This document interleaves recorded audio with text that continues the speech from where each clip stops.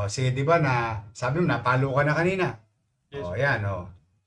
O ngayon, ano ang use of force na ginagamit ng bata laban sa'yo, ng isang minor de edad, at this situation, tingnan mo, That situation sinuntok ka po, ba?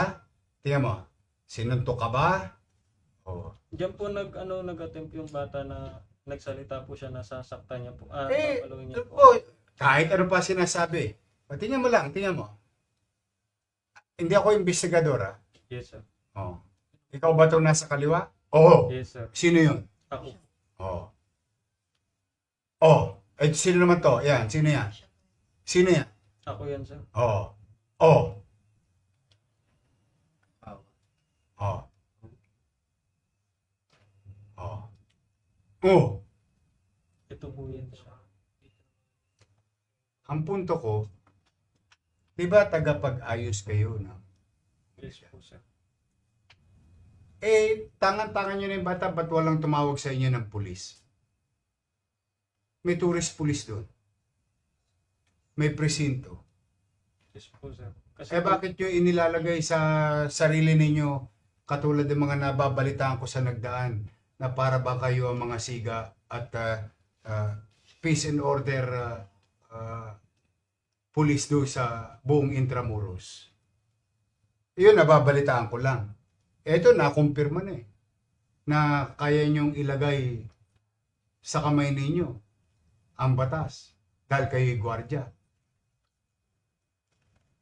Kaya may pulis eh. Oh.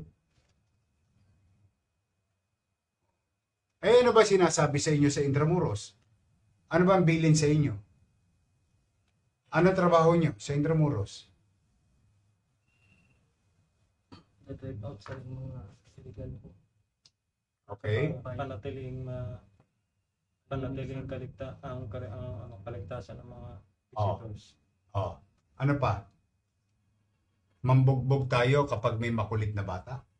Hindi po sir. Oo. Mahigpit po na pinagbabawal ng Intramuros po yan. Oh. Eh, bakit nyo ginawa yun? Dahil lang Eh, po kung mali na yung bata, di sana, no? Dahil minor de edad, lalo pa, eh, ano ba na may tinawag niyo pulis? Hayaan nyo silang... Every yun ninyo yung skandalong ginagawa ninyo. Nagkakanda leche-leche tuloy ang Intramuros. Idayuhin ng tao yan. Hirap na hirap na nga buhatin ng Maynila. Oh. Imbes na ikaw yung argabyado, imbes na ikaw yung pwede magabol at papanagutin ng pamilya ng minor de edad. O civil man o ano man yan. I'm no lawyer. Eh nangyari, kayo pa ang agresor. Bakit